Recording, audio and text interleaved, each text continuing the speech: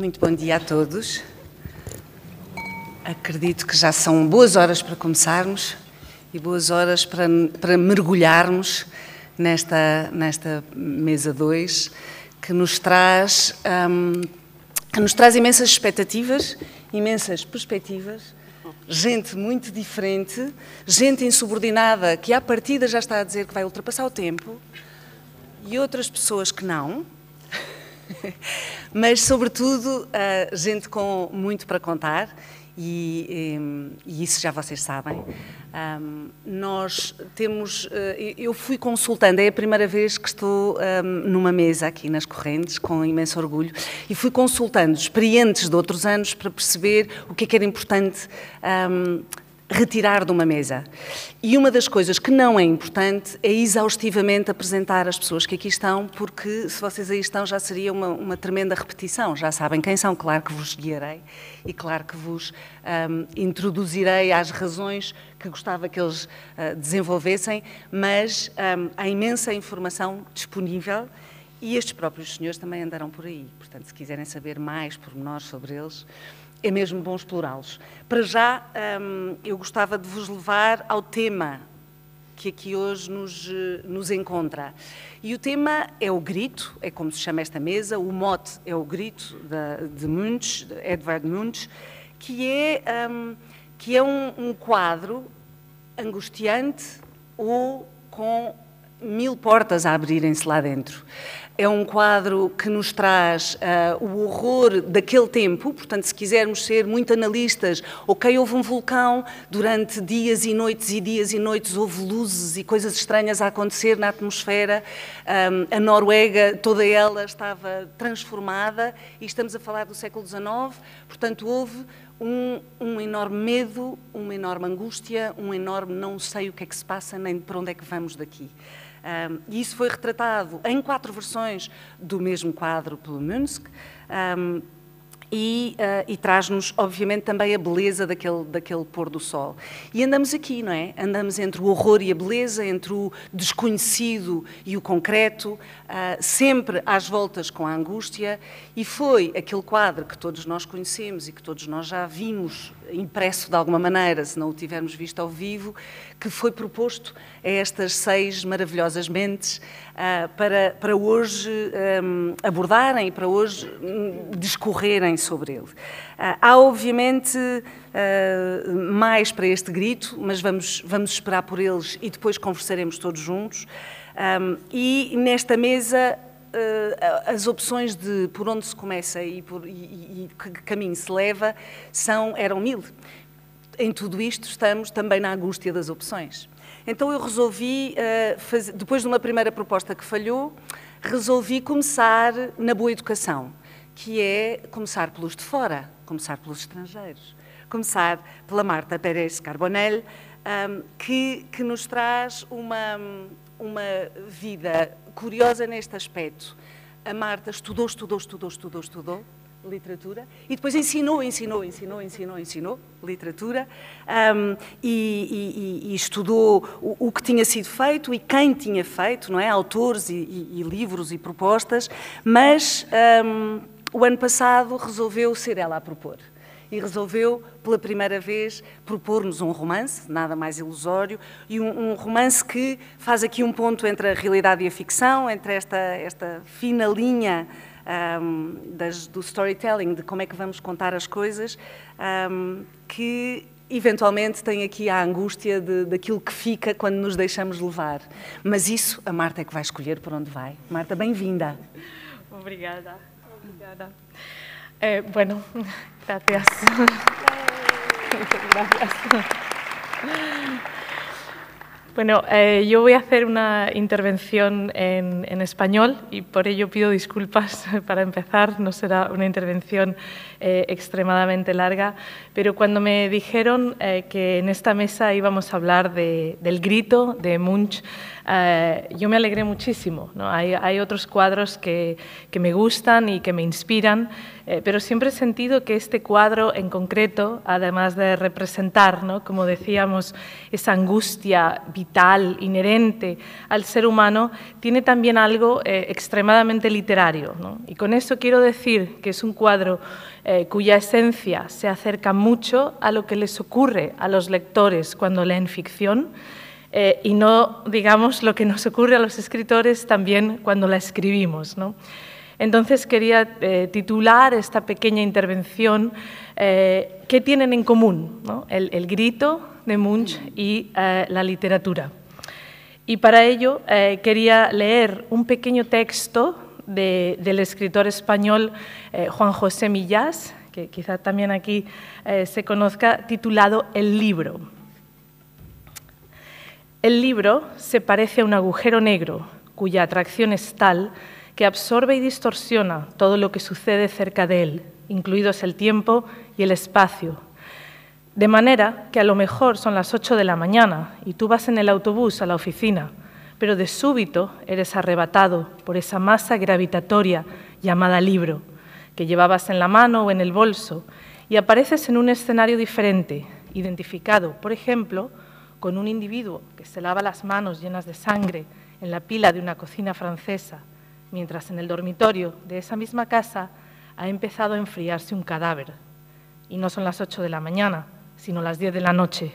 Y no es primavera, sino invierno. Y tú no eres ese sujeto sin pasado que ahora se baja del autobús, sino este otro que después de borrar las huellas dactilares de las copas de coñac se pone un abrigo oscuro y huye escaleras abajo. Al cerrar la novela, cesa la atracción y es, una vez más, la hora de fichar. Así que fichas y entras en la oficina donde mueves los papeles de un lado a otro o atiendes el teléfono con la eficacia o la pereza de siempre. Has vuelto a tu dimensión, en fin, sin que nadie se diera cuenta de que te habías ido. Si tus compañeros supieran que en lugar de venir de casa, como procede, vienes de una cocina francesa en cuya pila te has lavado las manos llenas de sangre, se quedarían espantados. De hecho, quizá no seas el mismo que ahora que antes de haber leído el libro. Por tu sangre discurre el argumento desdichado o feliz que estaba en la novela, del mismo modo que los exploradores vuelven con malarias de África o de Molokai con lepra. Hay más libros que playas y en ellos está contenida la materia oscura que los físicos buscan en las estrellas. Si has leído la novela del individuo que se quita la sangre de las manos, ya siempre serás ese individuo, siempre, sin dejar de ser tú, y lo que es más sorprendente todavía, sin dejar de ser, al mismo tiempo, el cadáver que comenzaba a enfriarse cuando descendiste del autobús. Pura materia oscura, pues, invisible, como la conciencia, pero real, como tu jefe. Lo que propone para mí este texto tiene algo muy similar a lo que propone el grito de Munch, y es esta idea mágica y prodigiosa a la vez de que cuando leemos un texto de ficción, la frontera entre lo que leemos y lo que vivimos se difumina, que es lo mismo que decir que la frontera entre lo interno y lo externo se borra, es decir, la línea entre ficción y realidad, como decíamos antes, siempre difusa y engañosa, se convierte en algo un poco, si se me permite, precisamente ilusorio. Este cuadro genera la pregunta de si aquello que rodea a ese sujeto pictórico que hemos visto tantas veces está ocurriendo realmente fuera de él o si, dado que tiene unos rasgos muy parecidos a los que presenta él mismo, es todo fruto de su mente. ¿Y no es esa la pregunta que nos genera un libro cuando lo leemos? Cuando el libro se queda con nosotros y pasa a formar parte de nuestro imaginario, ¿no crea una nueva realidad que solo existe para nosotros y que, sin embargo, puede cobrar más relevancia y significancia que el anodino presente del día a día? Sin embargo, este ser andrógino del cuadro, que podría ser cualquiera de nosotros, pues ningún rasgo lo identifica como hombre, ni como mujer, ni como viejo, ni como joven, está profundamente solo, ¿no? Y esto es lo que ha representado siempre el grito de Munch, ¿no? Esa soledad abismal que se convierte en una brecha aún mayor, ¿no? Y más patente, porque da la sensación de que, igual que nosotros, los espectadores, no sabemos si lo que está sintiendo está ocurriendo dentro de él o es parte de la realidad exterior, tampoco él lo sabe. Pero esa soledad, cuando parte de la actividad lectora o escritora, ya no importa tanto, porque como decía el texto de Millas, si has leído la novela del individuo que se quita la sangre de las manos, ya siempre serás ese individuo, siempre, sin dejar de ser tú. Leer y también escribir te autoriza a ser tú, además de ser otros, a ser todos a la vez, a no tener que elegir entre lo que vives y lo que creas, o lo que recreas, en el caso del lector. En ese sentido, esa autorización es como un visado para vivir las multitudes que llevamos dentro, para no sentir la soledad abismal que genera el estado de angustia vital que vive el sujeto de este cuadro, porque en el mundo de la ficción sí se nos permite que confluyan lo real y lo imaginario. En el acto de la escritura en concreto se siente, como dice la escritora Rosa Montero, la autorización a la esquizofrenia. Pero paradójicamente, en esa convergencia de lo real y lo imaginario, se puede existir un poco menos solo y un poco más libre, gracias a esa autorización. Así que retomando esa pregunta del principio, ¿qué tienen en común el grito de Munch y la literatura?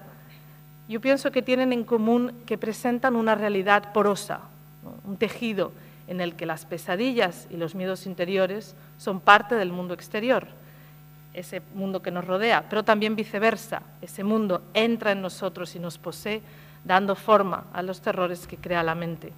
Sin embargo, en el acto literario de escritura o lectura, esa convergencia de lo interno y lo externo existe como un bálsamo o cura, porque ahí tenemos nuestra autorización de soñar despiertos, de crear y recrear los monstruos que nos persiguieron en la infancia, de presenciarlos a todas horas, cuando hacemos la compra en el supermercado o mientras cruzamos un puente, como le ocurre al sujeto de Munch, que nunca sabrá si esos dos individuos en la parte trasera del cuadro le siguen o le dan la espalda o si son testigos de lo que también él presencia. Y es en ese momento cuando no importa en qué dimensión sean reales o si existen solo para nosotros o los ven también los demás, porque en la escritura y en la lectura esa aparente esquizofrenia no es una soledad abismal, sino una locura compartida.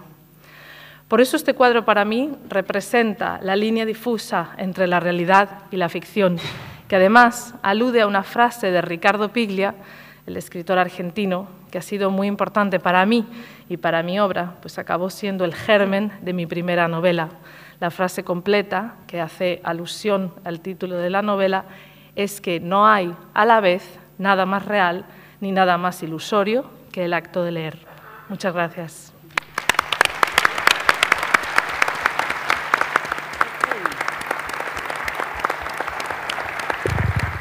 Muito obrigada, Marta. Muito obrigada.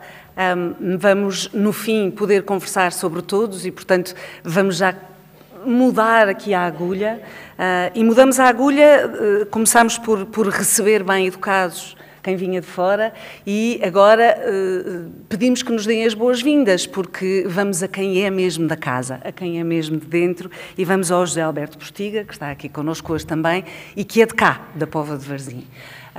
Ao contrário da Marta, a origem do José Alberto é profundamente humilde no sentido educacional também, não é? O José Alberto teve a sua educação escolar interrompida aos 11 anos para seguir no trabalho de sobrevivência e de subsistência da sua família, foi pescador, e essa foi a sua vida durante mais cerca de 10 anos, com várias experiências limites vividas no mar, neste mar magnífico que aqui nos acolhe, mas que também tantas vezes nos põe no limite da sobrevivência e da questão de tudo.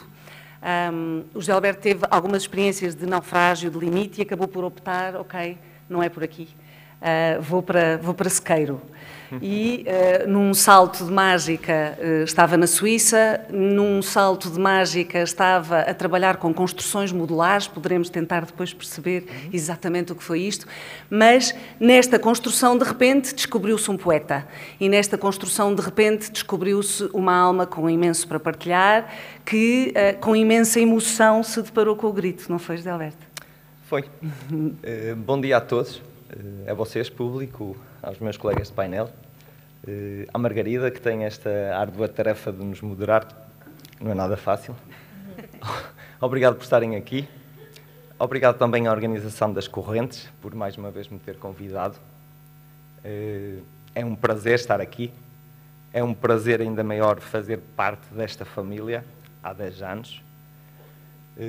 É um prazer estar de volta à casa, porque é verdadeiramente em casa que eu me sinto quando estou nas correntes. E isso não tem nada a ver com o facto de eu ser poveiro. Os meus colegas pensam da mesma forma, sentem-se da mesma forma aqui. A Póvoa sabe muito bem receber e as correntes são um belo exemplo disso. Bem, eu quero dar... o meu texto é um bocadinho longo, eu não vou perder muito tempo. Só um agradecimentozinho ao staff das correntes, que trabalha, que se desunha para que isto aconteça da forma que acontece, com a maestria que acontece. E um beijinho muito particular a uma amiga do staff, que falha pelo 2º ano devido a um problema de saúde, que é a Cristina Gomes. Um beijinho à Cristina. Nada, ela voltará cá. Bem, eu preparei um texto escrito, para não correr o risco de me estender ao comprido, com uma intervenção de improviso. É que são 10h20 da manhã e eu e as manhãs temos uma relação muito complicada. Por isso, peço desde já desculpa se algo não correr pelo melhor. O Grito, de Eduardo Munch. À vista desarmada parece uma obra de interpretação fácil, mas ela encerra algumas particularidades. É que mais me fascina é a técnica usada pelo artista de forma a subverter a atmosfera e a figura protagonista com ondulações de tons vivos e sombrios até atingirem a deformidade.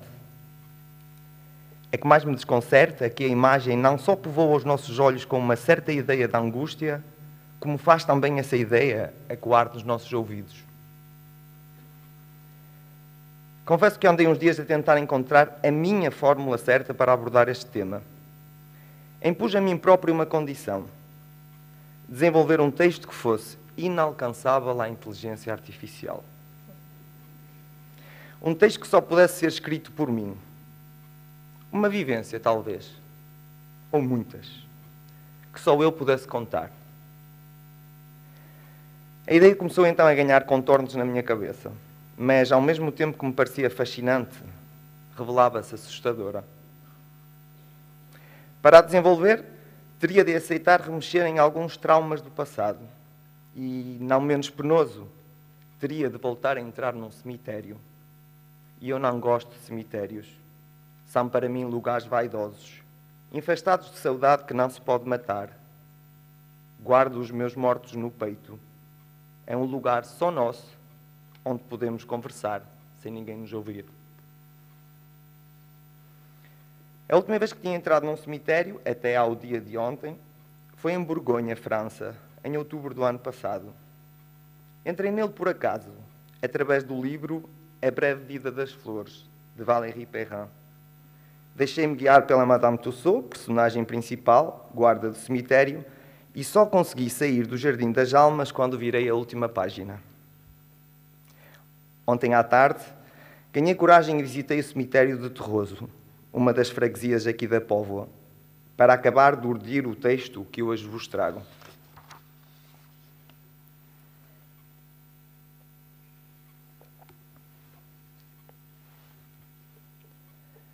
E eu nunca soube gritar. Conta à minha mãe que eu nasci em silêncio. Nenhum vagido no momento do primeiro fôlego, nada. Ela fartou-se de gemer e gritar durante 4 horas para me parir. Todos os internados no hospital da Póvoa ouviram. E eu, mal nasci, fui um mal agradecido. Não soube esboçar um simples choro que mostrasse gratidão por ter nascido, quanto mais um grito. A enfermeira pousou-me sobre a balança ainda sujo. 2,8 kg de silêncio que alteraram o corpo e a vida da minha mãe sem retorno. Quando eu era criança de colo, nunca gritei. Nem mesmo quando os dentes começaram a romper nas minhas gengivas. A maioria dos bebés grita de dor nesta circunstância. Eu não. Contam-me os meus pais que eu era um verdadeiro sossego, que nasci com a síndrome dos pais com sorte. Fui crescendo em silêncio. Aos 8 anos, 5 erros ortográficos num ditado de meia dúzia de linhas fizeram com que a professora Albina me castigasse com o mesmo número de reguadas. A mão esquerda ardeu-me com dor, principalmente na última pancada, que foi forte e seca e me apanhou com a mão a fugir. Mas eu não gritei, porque não sabia gritar. E como não gritei, a professora não se deu por satisfeita e desferiu-me uma valente bufetada que me pôs a sangrar pelo nariz. Sofri calado, mais pela vergonha que passei perante os colegas do que propriamente pela agressão. Eu nunca soube gritar. Não soube gritar quando a minha mãe sofria nas mãos de alguém que só a deveria amar. Não soube gritar quando abandonei prematuramente a escola aos 11 anos e enverdei pela profissão de pescador, hipotecando o futuro e condenando-me a um trabalho de morte fácil. Não soube gritar quando, durante a adolescência, um amigo meu se suicidou debaixo das minhas barbas, sem eu sequer perceber que andava desencantado com a vida. Não soube gritar quando me obrigaram a cumprir o serviço militar em Espinho e depois em Lisboa. Quando me puseram uma G3 na mão e me ensinaram minuciosamente como se mata um homem, ou dois, ou três, ou um pelotão inteiro com a arma em modo de rajada. Como se ensinar um homem a matar o seu semelhante fosse o mesmo que ensinar o alfabeto a uma criança. Não soube gritar quando caí ao mar num dia de grande tempestade, ao largo de Matosinhos. Vi a embarcação afastar-se de mim e tentei gritar por socorro. Juro que dessa vez eu tentei. Mas na altura em que estava prestes a conseguir, a boca e os pulmões encheram-se-me de água salgada. Não me lembro mais nada desse episódio. Se estou aqui, é porque fui salvo. Não soube gritar quando no ano 2000 perdi o Isaac no Mar do Norte. Não soube gritar quando em 2005 fui forçado a abandonar o meu país para trabalhar no estrangeiro. Não soube gritar quando a minha família foi tratada com desdém pelo simples facto de ser imigrante. Não soube gritar contra as guerras do mundo, nem contra as minhas próprias guerras. Eu não soube gritar, eu nunca soube gritar.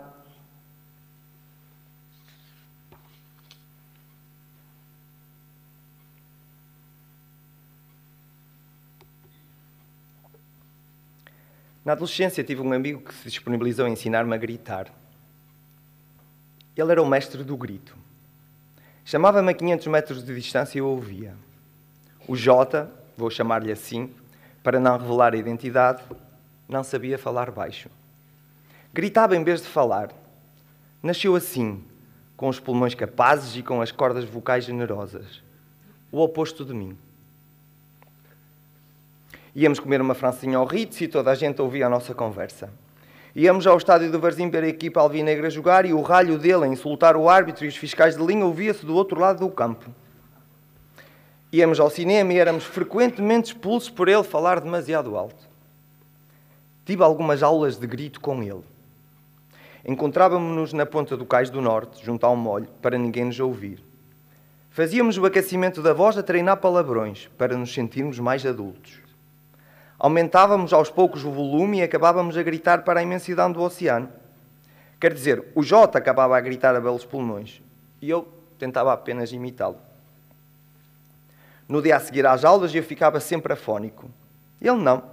Parecia que a capacidade natural que tinha para o grito lhe reforçava a voz e a identidade. O Jota era um rapaz reguila, corajoso no uso da palavra, destemido e hábil sempre que era preciso passar da palavra à ação. E como se não lhe bastassem tantas virtudes, era ainda bonito e elegante e jogava bem à bola, e isso fazia-o ter sucesso com as miúdas. Eu tinha inveja dele, confesso, da atitude, da beleza, da capacidade que ele tinha para gritar, mas do sucesso que ele tinha com as miúdas, não. Ele não me dava tempo para isso. Eu namorava com a irmã dele, a mais nova. E eu e a vou chamar-lhe assim, para ocultar também a identidade, namorávamos debaixo das regras impostas pelo Jota. Ficávamos-nos por uns beijos de língua e por uns amassos por cima da roupa. Um namoro de fim de semana. Porque durante a semana eu ia para a faina em Mar Alto. Com sorte... Desculpem. Um namoro de fim de semana, porque durante a semana eu ia para a faina em Mar Alto. Com sorte, falávamos por telefone às quartas-feiras, quando o barco em que eu trabalhava entrava no Porto de Leixões para descarregar o pescado. O Jota era da minha idade e um ano mais velho do que a irmã. Um dia, ele ouviu à socapa uma conversa telefónica entre mim e ela. Combinávamos um encontro em minha casa, no domingo à tarde, para podermos avançar um pouco com a relação. calou-se muito bem caladinho. No sábado, véspera do encontro, apareceu no Café Berlim, o café que frequentávamos. Encostou a boca ao meu ouvido e disse, devagar e muito baixinho: se abusas da minha irmã, eu mato-te. Levei a sério a ameaça. Nunca o tinha ouvido falar tão baixo. E aquele tom de voz anormal intimidou-me mais do que qualquer grito. A minha relação com a A avançou no tempo, sem avançar no terreno, se é que me faço entender. Queríamos ser mais um do outro, mas as circunstâncias em que namorávamos não dava. Pensámos então em oficializar o namoro perante a família dela. Pedimos ajuda ao Jota e ele aceitou colaborar. Combinámos que eu iria à casa deles no dia do aniversário do Jota. Ele começaria por me apresentar à família como sendo seu amigo, para preparar terreno. Depois, se os pais simpatizassem comigo, ele revelaria que eu e a A namorávamos. Faltava 1 mês e meio para o aniversário. Ele faria anos numa quinta-feira, mas a festa foi marcada para o domingo à tarde. Esse domingo chegou. Eu e a A, que já andávamos há tanto tempo ansiosos, ficámos ainda mais. O Jota estava calmo, com ar de quem tem tudo sob controle. Cumprimos o plano. O Jota fez a parte dele e eu e a A fizemos a nossa. Os pais dela aceitaram o nosso namoro com agrado, apesar da tenra idade de ambos. Ficaram notoriamente impressionados por eu já ter um emprego. Os tios paternos, presentes na festa, desejaram-nos felicidades. Já a irmã mais velha da A não mostrou o menor entusiasmo. Frustrou-a o facto de a A ter encontrado um namorado mais depressa do que ela. Cantámos os parabéns ao Jota e ele soprou as velas dos 16 anos. Fechou os olhos e formulou um desejo. Abriu-se uma garrafa de raposeira, fez-se um brinde ao aniversariante com votos de vida longa e a festa continuou. Saímos para o quintal. Eu e a A ficámos no alpendre a namorar. O Jota disse-nos que ia resguardar-se no fundo do quintal a fumar um cigarro, longe da vista dos pais. No interior da casa, a festa estava animada. Os pais da A estavam verdadeiramente contentes por verem a filha bem encaminhada no amor. O tio da A começou a tocar concertina e seguiram-se cantigas à desgarrada. E eu e a A não demos pelo tempo passar. Tão felizes estávamos. A mãe dela apareceu no quintal com pazinhos de lá. Olhou disfarçadamente para nós e disse-nos que ia buscar mais vinho à cave.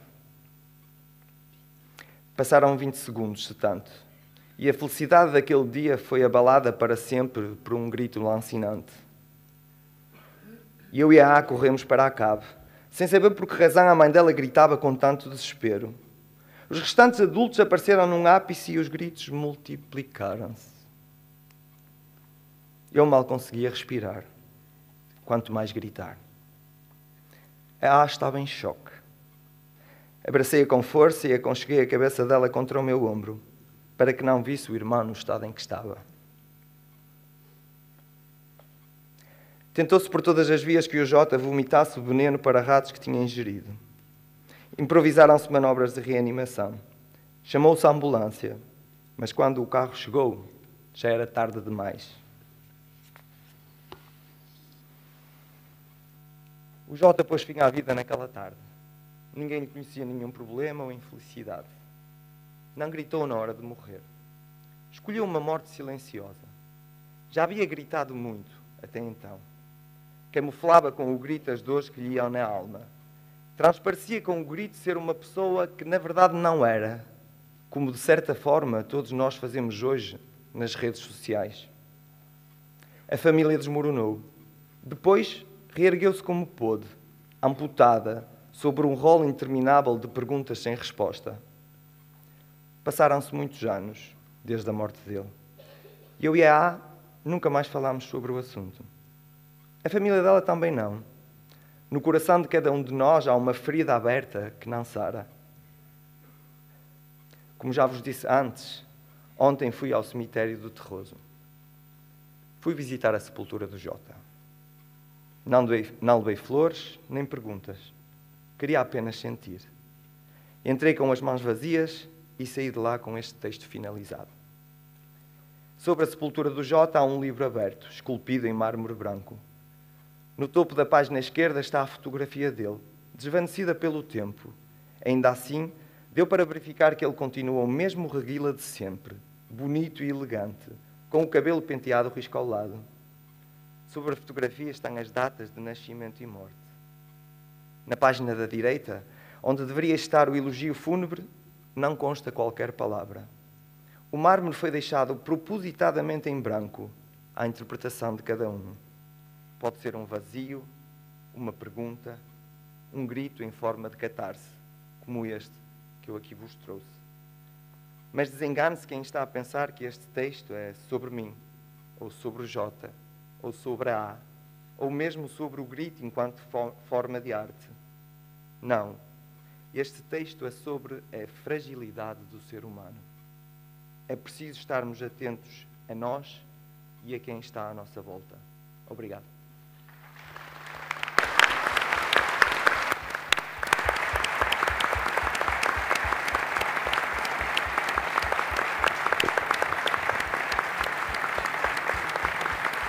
Muito obrigada, José Alberto.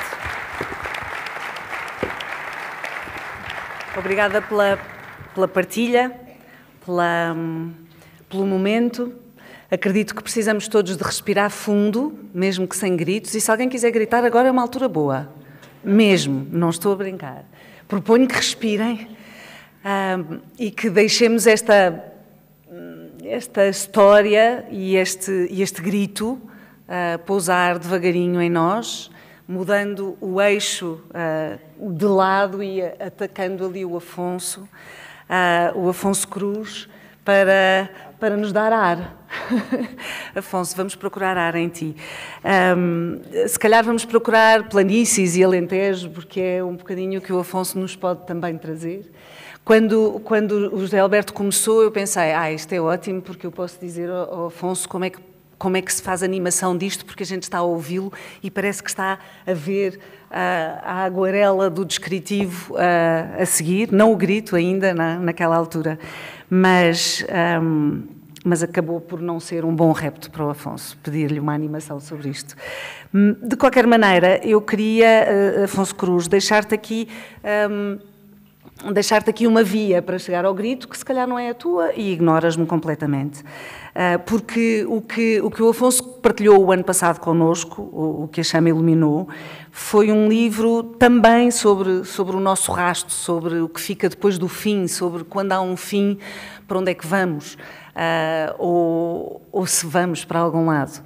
E quando precisamos de gritar, se calhar estamos nesse momento, Afonso. Bom dia. Espero que tenham dormido bem, pelo menos melhor do que eu. É um prazer regressar aqui à Póvoa, obrigado. Eu, na verdade, quando vi o tema da mesa, achei que era inescapável de falar do próprio pintor, e até porque gosto muito dele.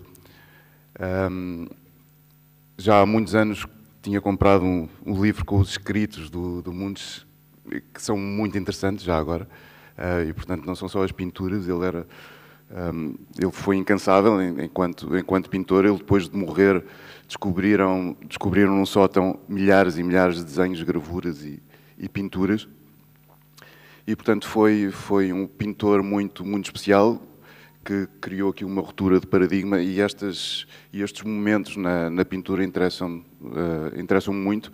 Interessa muito a transição entre a Idade Média e o Renascimento, interessa muito a transição entre os pintores naturalistas e os pintores modernos. Não só pelo que isso acarreta em termos de arte, mas sobretudo o que acontece à sociedade com estas novas visões. Deixas-me só interromper, desculpa, porque se pudéssemos ver o grito... Não, eu fui agora, foste tu que pediste. Sim, ok. Tudo bem. Já agora eu comento. Este é uma pintura do Mundes. E o grito é um quadro muito especial, que sai um pouco da sua linha, de como ele pintava normalmente. Há mais uns quadros, algumas pinturas, há várias versões do grito, há gravuras também, mas, aliás, a capa deste livro é uma gravura da mesma pintura, ou de uma versão da pintura. Desculpa. Não, Não estava atenta e quando vi achei que... Sem problema. Mas eu há uns anos escrevi sobre ele, sobretudo por causa aqui de alguma polémica com um pintor naturalista que era o Gustavo Wenzel. Mas primeiro eu gostava de contextualizar aqui a pintura, o grito, através das palavras do próprio autor. Uma tarde, ao entardecer, caminhava por um trilho montanhoso nos arredores de Cristiânia, na companhia de 2 amigos. Era uma época em que a minha alma estava destroçada pela vida, o sol punha-se, acabara de descer abaixo do horizonte. Então, uma espada fulgurante e sangrenta rasgou a abóbada celeste. O ar tornou-se como sangue, sulcado por chamas. As colinas tingiram-se de um azul profundo. O fiorde tornou-se azul aço. O vermelho sangrento e estridente no caminho e na encosta. O rosto dos meus companheiros tornou-se branco amarelado. Senti um grande grito. Ouvi verdadeiramente um grande grito. As linhas da natureza estavam entrecortadas de cores. Linhas e cores vibravam num movimento. Não só os meus olhos captavam essas vibrações de luz, mas também os meus ouvidos. Então, ouvi verdadeiramente um grito. E foi por isso que pintei este quadro. E eu queria fazer aqui um paralelo com a Marguerite Duras, que escreveu o seguinte: escrever é calar-se, mas é também gritar sem fazer ruído. O escritor, diz a autora, é um absurdo. O seu silêncio é feito de gritos na noite. E diz ela, a escrita aproxima-nos de uma selvageria anterior à vida, que reconhecemos sempre. É a mesma das florestas, tão antiga como o tempo. É a do medo de tudo, distinto e inseparável da própria vida. Ficamos ferozes. Não se pode escrever sem a força do corpo. Para escrever, há que ser mais forte do que si próprio, há que ser mais forte do que aquilo que se escreve. É algo curioso, sim. Não é apenas a escrita, o que é escrito, são também os gritos das feras na noite, de todos, vossos e meus, e dos cães. Agora vou ler então o tal texto. O meu filho mais velho teria na altura 8 anos, ao saber que eu tinha acabado de receber o Prémio Nacional de Ilustração, expressou a sua surpresa dizendo à mãe: como, se ele desenha tão mal? O meu filho mais novo, com 5 anos, acrescentou: sim, e pinta fora do risco.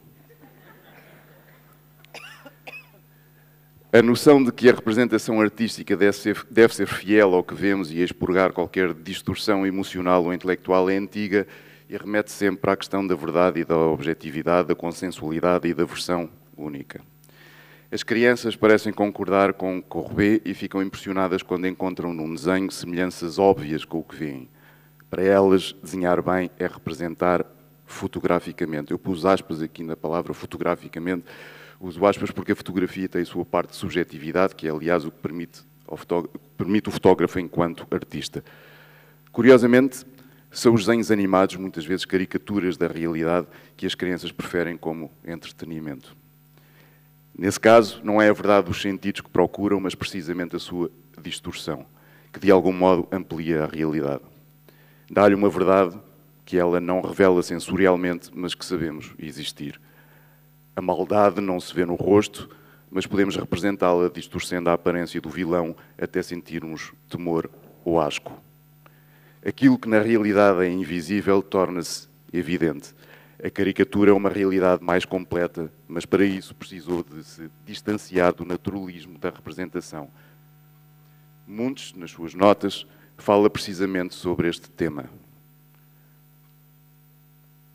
Os pintores de detalhe, os pintores realistas ou naturalistas, como quiserem chamar, consideram esta maneira de pintar não verdadeira. Para ser verdadeira, é essencial pintar uma cadeira ou uma mesa com precisão fotográfica, tal como a vemos. Consideram que representar uma atmosfera é pintar sem verdade. Por coincidência, Van Gogh usou palavras semelhantes para descrever a sua pintura.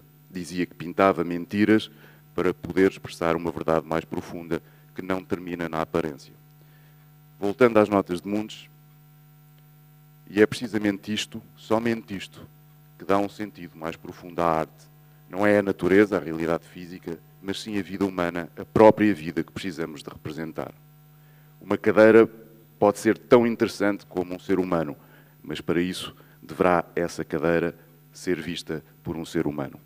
É necessário que, de algum modo, lhe chame a atenção e depois retenha também a atenção dos espectadores. Não é a cadeira que temos de pintar, mas o que sentimos ao observá-la. E aqui chegamos a Gustav Wenzel, o tal pintor que é uma espécie de némesis do Munch, o grande representante norueguês do realismo da época, disse ao ver a pintura A Menina Doente, que é esta que vocês veem aqui, que representa a irmã de Munch, que morreu com 15 anos com tuberculose, esta é a tia. Ele pintou várias versões deste quadro também, e durante mais de 40 anos. E o que ele disse foi que, ele disse de Munch que este devia ter vergonha, que pintava como um porco, e que aquela obra era lixo, sem matéria ou substância. Curiosamente, hoje toda a gente conhece o Munch e ninguém sabe quem é o Wenzel. Wenzel achava que, e abro aspas, uma cadeira é uma cadeira e só pode ser representada de uma maneira. Munch achava bastante mais cordato do que a sua nêmesis, crítica Wenzel e demais seguidores, queixando-se do desdém por vezes violento que os pintores naturalistas tinham por pinturas atmosféricas, querendo com isto dizer, mais pessoais, distorcidas pelas emoções, pelas lágrimas ou pelo estremecimento do riso. Esses pintores, disse Munch, não percebem que uma cadeira pode ser vista de 1000 maneiras diferentes. Se tivermos 1000 espectadores, teremos 1000 versões de uma cadeira, mas a mesma pessoa também poderá ter inúmeras versões da mesma cadeira, dependendo das circunstâncias e do humor com que a olha. O objeto é multiplicado e diversificado pela percepção externa. Há um centro, como há a maioria, que se aproxima de uma ideia platónica de cadeira, o objeto em si. Desse centro, dessa visão partilhada, começa uma relação dialógica com os espectadores, confluindo e misturando a cadeira observada com o olhar subjetivo de quem observa, transformando a cadeira comum numa cadeira única, que por si já é um ato artístico. Mais à frente, Munch volta a criticar a ideia de que só existe uma representação possível e fiel à verdade, parecendo os artistas como Gustav Wenzel ignorar que a cadeira onde um familiar querido se costumava sentar, sendo igual a outras cadeiras, tem a dimensão invisível que lhe emprestamos e que esse sentimento é tão verdadeiro quanto a madeira, a forma, as cores. Eu costumo dizer que se por acaso entrasse um ladrão em minha casa e quisesse roubar as cadeiras, eu deixava, mas se calhar eu punha a minha vida em perigo para salvar a cadeira onde se sentava a minha avó. Sempre que olhamos com emoção, o objeto observado altera-se. E aqui cito Jules Renard.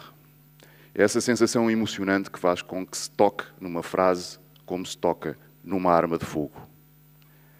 A realidade reage ao olhar, metamorfoseando-se. A atenção poética, a visão do artista, do amante, do invejoso, do bilioso, do místico, do leitor deslumbrado, perturbam a verdade comum, a solidez consensual dos objetos observados. Volto a citar Renard. Observar a natureza, sim, mas há que manter a calma. Como um caçador de tocaia. As coisas têm medo.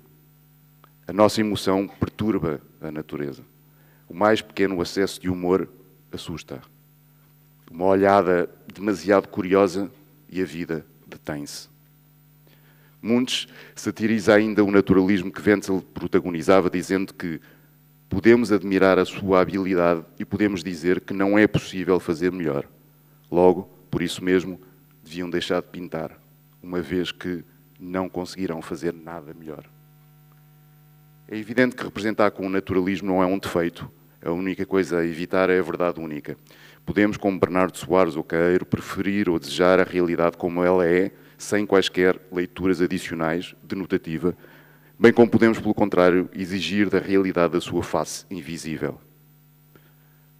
Porque a realidade está não só mal desenhada, como está também pintada fora do risco. Só não é aparente. Eu pedia para mudarem para a próxima. Esta é uma pintura de Wenzel, portanto, naturalista. O Mundes dizia: eu nunca mais vou pintar um homem a ler, sentado numa sala, ou um homem a trabalhar, ou uma mulher a tricotar. E, portanto, a ideia de arte para ele tinha mudado radicalmente. A próxima imagem, por favor. Este é um dos quadros que eu mais gosto do Mundes. Ainda entra no estilo do grito.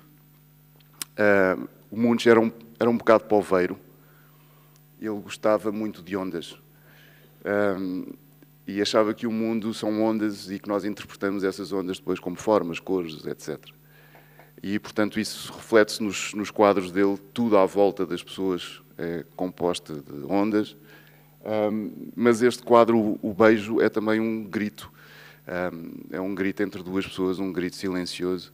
E as caras, esta distorção e esta fusão dos dois rostos é muito bonito e é uma boa definição do amor.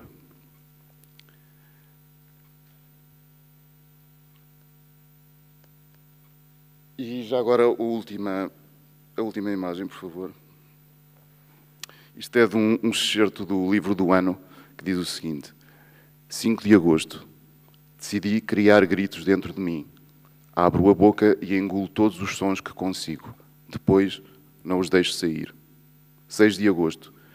Tinha gritos fechados há tanto tempo no meu peito que quando os soltei saíram corcundas. 12 de agosto. Fui até às montanhas junto ao mar. Lá em cima, abri a boca para soltar um grito que tinha ficado esquecido.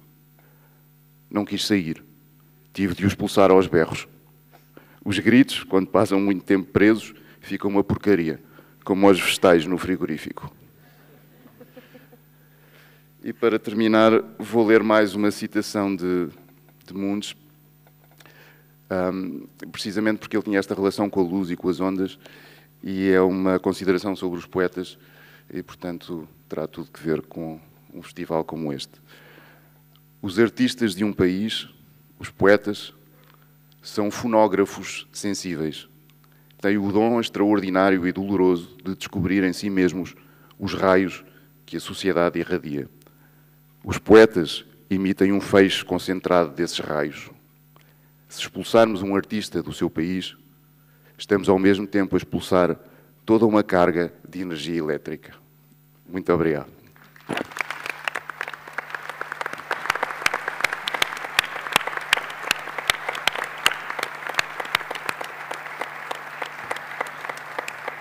Muito obrigada, Afonso. Desculpa a interrupção. Ainda bem que havia tanto erro na minha primeira interrupção. Ainda bem e obrigada. Do Afonso, vamos para... Se eu tentasse catalogar, como é que eu podia catalogar a Maria Francisca Gama neste grupo? Só pela mais nova, mas a Maria Francisca também, não sei se aos gritos ou não, parece-me que de uma forma silenciosa enganou imensa gente quando, sabendo sempre que queria escrever e que queria expor a sua arte, foi para a advocacia, foi para direito, andou a enganar um escritório de advogados para se propor à barra, para ter o título, e no momento em que teve tudo disse: ok, malta, está bom, está feito, agora vou fazer aquilo que me assiste, que é escrever. Basicamente foi isto, mas a Maria Francisca contará melhor. O que eu gostava, eventualmente, de deixar aqui o repto para este grito, tem também a ver com este teu último livro, A Cicatriz, porque é as sliding doors, as escolhas, não é? O momento em que nós somos confrontados com uma escolha e vamos por um lado, tudo o resto fica em suspenso, tudo o que o outro lado nos propunha. E nós temos que viver com aquilo que acontece aqui, que também pode ir mudando. E isto provoca-nos imensos silêncios e imensos gritos. Não sei se é por aí que a Maria Francisca vai, mas apeteceu muito deixar-vos este mote para vos semear também com a obra dela. Obrigada. Bom dia a todos. Obrigada por terem vindo. Eu chamo Francisca e quando me convidaram e me propus a preparar uma pequena apresentação, fiquei, como acredito que a maioria dos oradores, a olhar para o quadro e a pensar sobre o que é que vos podia falar. Inicialmente, e acho que isso terá que ver com a cada vez mais falada síndrome do impostor, pensei dizer que também eu gritei quando decidi que vinha e com a ideia de ter de falar em público, de expor o que quer que fosse, mas depois percebi que isso era um subterfúgio que eu estava a utilizar para me proteger, pondo-me logo num lugar de inferioridade de quem não sabia porque é que tinha sido convidada. E acho que nem a minha idade, nem qualquer outra coisa o deve justificar, e por isso escrevi sobre outra coisa. Espero que gostem. É um pequeno texto, chama-se Não há voz que grite a morte. Há uma estupefacção que se repete, uma certa incredibilidade, o murmurar de que se esperava tudo menos aquilo. Assim que chega, venha de um momento para o outro, ou tenha sido anunciado em altifalantes, encontra-nos nas nossas vidas, alheios, ocupados com as coisas que dias depois diremos não dar mais importância. Em princípio, é mentira e talvez seja saudável que assim continue. Lá vai ela ao nosso encontro, e ainda em bom português, de encontro também, e albarroa-nos tal qual fôssemos apenas uma folha de papel à mercê de um dia ventoso. Empurra-nos até nos desequilibrar e, vividos aqueles segundos, tantas vezes patéticos quanto louváveis, porque tem de existir mérito no esforço de lutar contra o inevitável, deixa-nos cair, desamparados, no chão, mas a sentir que não o teremos mais. Tudo isto surpresos, tudo isto certos de que não o poderíamos ter previsto. Já estatelados, muito assustados, fixados na ideia de que não pode ser verdade, na procura de uma realidade diferente daquela que se apresenta ali, olhamos para cima ou para o lado e vemo-la, a morte.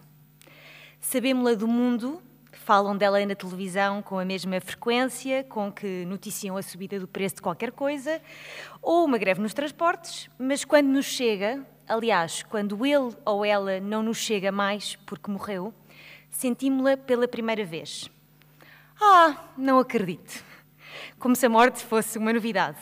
Não estamos à espera e não podíamos estar, até porque, se vivermos sobre aquele ideal do aproveita cada dia como se fosse o último, quem é que vai tratar da louça? A primeira vez que a morte me apareceu, eu tinha 16 anos e não estava à janela, tanto que a recebi de pijama vestido e com o cabelo por lavar. Vinha com toda a sua pujança e mostrava-se determinada em afirmar-se, uma vez que de todas as pessoas que podia ceifar naquele dia, escolheu aquela de que eu mais gostava. Se fosse um homem inseguro, como há tantos, diria que era uma clara demonstração de masculinidade tóxica, aquela necessidade atroz que alguns têm de deixarem a sua marca nas mulheres com quem se cruzam. No entanto, não era um homem nem uma mulher, era a morte, não binária, andrógena. Recordo-me de sentir, antes de qualquer coisa, surpresa e momentos depois, dormência, a impressão de que tinha sido posta numa situação errada, que desafiava a lógica e me desencarreirava do trilho para o bom porto que queria seguro. A seguir, ainda antes da tristeza profunda que vivi, na qual vou sobrevivendo, vi-me muito ofendida e, de certa forma, ultrajada. Quem é que ela julga que é? A inquietação era tanto sobre a morte do meu querido pai, sobre o seu desaparecimento deste mundo, sobre todas as coisas que ele queria fazer, julgando-me eu, nessa altura, defensora da sua honra e titular do direito de conhecer e de poder alterar o seu paradeiro, como sobre mim, que me vi desamparada sem ele. Para além disso, talvez fruto da idade, a que tinha na altura e a que continuo hoje a ter, na adolescência eu era ainda mais sábia, é uma qualidade que tenho vindo a perder.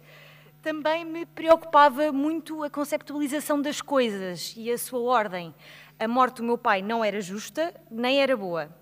Eu já a conhecia, aliás, nessa altura queria, dominar os binómios do bom e do mau, do justo e do injusto, e pensava que iria estudar Direito, aconteceu, e por isso interrogava-me como é que se resolve a injustiça da morte e como é que se pode corrigir o irreversível. Estas são algumas perguntas com as quais me tenho debatido nos últimos 10 anos, o lugar onde tenho morado mais no silêncio do que a gritar.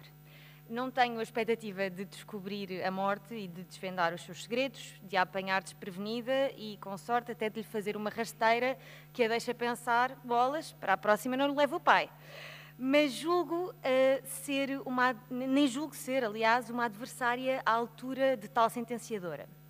Faço parte até, não sei se há quem concorde aqui, do grupo de pessoas que prefere não falar sobre a morte porque talvez assim ela não repare em nós e vamos passando pelos pingos da chuva. Então, aquilo que me pergunto, que talvez se perguntem, é porque é que me debato tanto com aquele dia em que o meu pai morreu, com o dia em si, e em que fiquei apenas boquiaberta, silenciosa, tão surpreendida quanto magoada, como se a morte me devesse explicações e a vida um pré-aviso de finitude. Porque é que me coloquei, tão jovem, e me continuo a colocar, jovem ainda, neste lugar de superioridade, de querer controlar as coisas, de esperar continência, e o que é que eu quero agora, não é? Com os próximos encontros que vão inevitavelmente acontecer. Eu escrevo sobre isso, menos do que penso sobre isso, até para não aborrecer os leitores, mas parece-me que o meu intuito é aprender a viver com a morte, não estar à sua espera como quem a deseja, desesperada, aborrecida com o tempo que vai passando, mas também não a receber tão tremelicante, apavorada, como se, ora daquela vez, apanhaste-me mesmo na curva. Não que vá sofrer menos, não é esse o intuito, até porque a certeza de que a morte vai chegar não encurta depois as saudades, nem retira o dramatismo dessa ida sem volta. É mais porque quando nos cruzamos da primeira vez, essa dramática, não consegui reagir e protelei o que sentia naquele momento para outro e depois para outro e outro mais longínquo ainda, e o tempo foi passando. E o que acontece, parece-me, é que a dor se acumula em nós como calcário na máquina de lavar a roupa, e depois há sempre um amigo que conhece alguém que é perfeito para tratar disso, só que nós vamos arrastando a data em que ele vai lá à casa e um dia temos só de comprar outra máquina e um dia também olhamos para nós com objetividade, com a maior imparcialidade possível e vemos que também temos de ir para o arranjo. Na pior das hipóteses, tornamos-nos escritores. Sobre isto, de guardar cá dentro como se estas coisas, como se o sofrimento fosse um tesouro, volto àquele dia da morte do meu querido pai e lembro-me de muitas coisas pequeninas, insignificantes, absurdas, que partilho porque não me lembro das grandes e das que provavelmente me traumatizaram e isso explicará o porquê de não as ter guardado. Um vizinho que me pede que reze pelo meu pai quando o sei apenas atrasado para o jantar, o que me parece excessivo e uma daquelas preces que nos põe no fim da lista para quando precisarmos de coisas importantes. Um tio que chora encostado ao carro dele, do meu pai, enquanto comenta que com o outro, que talvez seja boa ideia ficar com o carro, inconveniente, a minha mãe que me agarra nas mãos e diz que vamos ficar bem, como se houvesse outra hipótese.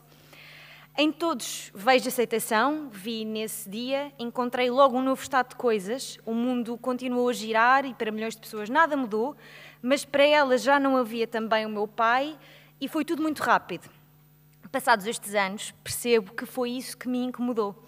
O pouco tempo que todos demoraram a cumprimentar a morte, a dizer, sim senhora, muito boa tarde, ela já está aqui, já fez o seu trabalho, agora vamos seguir com as nossas vidas. Sem esperança, sem fé. Penso nisto porque penso que é sobre isto, essa coisa de ser criança. É a benesse de ter um encontro precoce com a morte e de a nossa inocência nos permitir acreditar que ela não é definitiva. Dá-nos mais tempo para viver à espera da pessoa que se foi embora e que achamos que mais cedo ou mais tarde voltará. Naquele dia, eu não gritei e demorei muitos anos a fazê-lo. Agora que falo sobre isso, não posso dizer que o som ou o gesto seja reflexo de ter encontrado justiça ou razão. Não há paz na morte de um pai que amamos com tudo o que somos e por tudo o que ele é, mas é a certeza de a ter entendido. À morte e à sua definitividade. O meu pai já não volta e se calhar tenho de esperar por outras coisas. Aquilo que eu gostava de vos deixar, podendo deixar qualquer coisa, é que eu acho o amor realmente muito importante, porque nos engoda e nos faz viver como se não soubéssemos que a morte vai chegar e por isso somos felizes e muitas vezes somos leves e essa leveza é importante cada vez mais numa vida em que tantas coisas são pesadas e duras e eu não acho que deva ser, e acho que é muitas vezes sobrevalorizada a leveza, acho que devemos ser mais leves. Os livros termino assim, porque estamos num festival literário, são bons para lidar com a surpresa da morte e um exercício gentil para conviver com a sua omnipresença. De cada vez que um personagem por quem me apaixonei morre, numa história que devoro sempre convicta de que é muito mais do que isso, costumo chorar. E nesse choro, que digo ser pelo personagem, choro também a morte do meu pai. E isso é a forma que encontrei de gritar. Obrigada.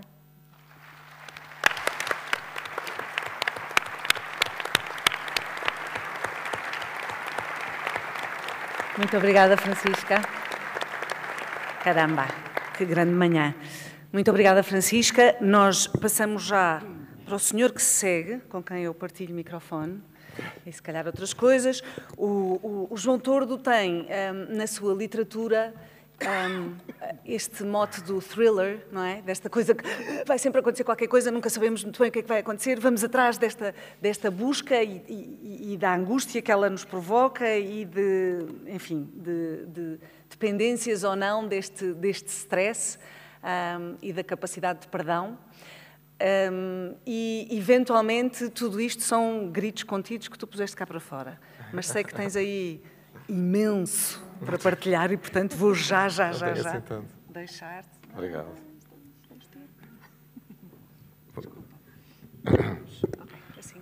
Assim tá bom? Ok. Segurar, não é? Bom dia a todos, tudo bem? Espero que tenham dormido bem. É engraçado que eu conheço a Francisca desde que ela tem 15 anos, talvez. E ela passou 10 anos a chatear-me a cabeça. Queria ser escritora, e mandava textos, e mandava coisas, etc. E ela foi falando e não sei o quê. E estupidamente não levei comissão, porque o livro dela foi o livro mais vendido do ano. E portanto estou muito chateado e arrependido por não ter cobrado. Grita! E este é o meu primeiro grito. Parabéns, Francisca. Fico muito contente de estar aqui com todos, em particular com ela, porque a persistência dá frutos. Porque de manhã me disse que eu estava de pijama. Não, só vi a parte de cima. Perguntei se ainda estavas de pijama. Okay. Bom, eu em 2023, isto vai dar ao grito, de alguma maneira. Em fevereiro de 2023, tinha planos para um novo livro, para um policial, e fui com a minha família para a neve. E fomos de caminhoneta, porque o meu padrasto não gosta de andar de avião. Lá éramos 18 pessoas, 8 crianças, 10 adultos, uma confusão do caraças. E chegámos à Serra Nevada ao fim de 10 horas de viagem, e tudo correu mal, incluindo eu ter chegado à Serra Nevada. E eu nunca tinha feito ski, tinha 47 anos. Se nunca fizeram aos 47, aconselho-os a não irem. Não é uma experiência agradável. E cheguei à estância de ski e no primeiro dia conheci um instrutor de ski que se chamava Oscar. Eu digo que chamava porque tenho a vaga esperança que ele tenha. Se chamava Oscar e ele. Eu de vez em quando, para não dizer todos os dias, embirro com alguém. E portanto, o Oscar e ele era muito espanhol, eu era muito português, ele era muito histriónico, chamava-me Conho, não sei o que mais. E depois levou-me para a pista das crianças para fazer ski. Eu passei ali 2 dias horríveis a tentar aprender. E ao terceiro dia fomos finalmente para as pistas de lá de cima. E eu e o Oscar já estávamos bastante mal entendidos para essa altura. E ele passou o tempo todo a fazer-se à minha irmã, que também é uma coisa que não foi nada agradável. Onde é que está a Joana? Onde é que está a Joana? E o que é que tens a ver com isso? E ao terceiro dia lá fomos para as pistas, e quando chegámos às pistas, havia uma pista que ia para o lado esquerdo, que era a pista verde, e eu vejo a minha mãe e o meu padrasto irem para a pista verde, e ouço o Oscar dizer esquerda, esquerda, e eu inclinei-me para a esquerda, e quando uma pessoa se inclina para a esquerda no ski, coisa que eu agora sei com bastante clareza, vai para a direita. Então eu fui para a pista azul, que é uma pista intermediária de ski, e caí e dei um grito lancinante, bastante mais sonoro do que o grito do Mundos. E nessa altura desloquei o ombro e, portanto, fiz uma luxação e passei 4 semanas com o braço ao peito e 6 meses de fisioterapia. E depois escrevi um livro que se chama Os Dias Contados, que é a minha vingança do Oscar. O livro não foi... Eu tinha planos para um policial, mandei os planos fora e disse, eu quero vingar-me deste homem. Como é que eu faço isso? Vou escrever um livro. Eu escrevi um livro em que há uma personagem que é um compositor de bandas sonoras e que vai para uma estância de ski com a mulher e com o filho e desentende-se com o instrutor de ski, cai, e pronto, e acontece precisamente a mesma coisa que me aconteceu a mim, sendo que esta história é verdadeira e pronto, esta história desta personagem é basicamente um adolescente no corpo de um homem. É alguém que não consegue lidar com as contrariedades e, portanto, revolta-se, indigna-se e acaba por entrar em processos patológicos que nós todos conhecemos, de uma maneira ou de outra. Onde eu queria chegar com isto era dizer que na adolescência a conversão é um fenómeno mais ou menos óbvio, não é, natural, que acompanha esse ritual de passagem do universo, de certo modo, constrito das crianças à vida intelectual e espiritual mais vasta dos adultos. E a tarefa dos educadores e dos pedagogos é, de certo modo, encurtar essa tempestade sistémica e trazer a pessoa para a sua vida nova, não é? Da mesma maneira que os apóstolos Pedro e Paulo fizeram com os discípulos de Cristo, não é? Sendo que eles eram discípulos também. E assegurar ao adolescente que nesse ritual de passagem, doloroso e convulsivo, existe esperança, existe a garantia de uma renovação, não é? Que dessa lama surge a flor de lótus, não é? Estás a contar o meu tempo, não estás? Estou a ficar nervoso. Aqui à vista toda a gente. Ok. E desse modo, os pedagogos, educadores e os pais guiam pela mão as vítimas atormentadas pelas hormonas e pela puberdade. Não é? Eu penso muito nisto porque eu tenho 8 sobrinhos. Os mais velhos têm 16, ele tem 16 e ela tem 15. E estão atormentados pela paixão, pelas primeiras paixões, pela patologia, que é de onde vem a palavra, não é? E portanto, estão os dois doentes, e eu não posso dizer-lhes que eles estão doentes porque eles não vão perceber, mas a verdade é que basta olhar, só quem não tem sobrinhos e filhos adolescentes é que não percebe que aquilo é doença para todo lado, não é? E não há maneira de lhes dizer isto. Nós depois crescemos e vamos compreendendo que paixão é a patologia e que aquele estado como é que eu vou dizer, aparvalhamento do espírito é algo que tende a não se repetir quando somos mais velhos, quando temos, por exemplo, 50, no meu caso, 60, 70, as pessoas estivessem apaixonadas com os meus sobrinhos que estão aos 14, o mundo não funcionava, ninguém ia trabalhar, ficámos todos na rua, tipo a Susana, o Paulo, não foram. Não. As coisas são ainda mais perigosas hoje, nos nossos dias, porque as crianças são muitas vezes educadas a existir em abundância, não é? E, portanto, a ideia de que a realidade é uma coisa que causa fricção não lhes é imediatamente dada. Um exemplo claro disto é o Natal, por exemplo. No tempo em que eu era miúdo, havia uma prenda por cada filho, não é? A coisa reverteu-se hoje em dia e os meus sobrinhos, por exemplo, recebem uma por cada tio, sendo que somos 8 irmãos, vocês imaginam a quantidade de prendas, não é? E a maneira como se comunica mudou também, de certo modo, não é? Antes ofereciam-nos uma prenda e diziam, então, gostaste e tal. As minhas cunhadas, que são todas betas de Lisboa, não sei se percebe no meu sotaque, que eu também sou beta de Lisboa, quando os filhos recebem uma prenda, dizem, Manelinho, que sorte, adorou! E eles ficam sempre com esta coisa mesmo que seja uma bota esburacada, é sempre uma coisa, que sorte, uma prenda, adorou! Mas eu tenho alguma confiança que eles, com o apoio parental, vão ser capazes de atravessar este período e entrar nessa vida mais ampla, uma vida nova. Indo ao grito agora, se puderes pôr a imagem do grito que vocês já viram, não é? Eu tenho a teoria, mas é só minha, pronto, vou partilhar com vocês, que os artistas são adolescentes que não tiveram uma rede de amparo durante essa tempestade emocional. Ficaram presos num momento patológico, ali entre os 13 e os 19 anos, em que a vida parece insuportável e a mudança impossível. Daí o grito. Eu fui à Wikipédia, porque é onde eu vou ver toda a informação. É super fiável. A obra representa uma figura andrógina, num momento de profunda angústia e de desespero. E o plano de fundo é a doca do Fjord d'Oslo.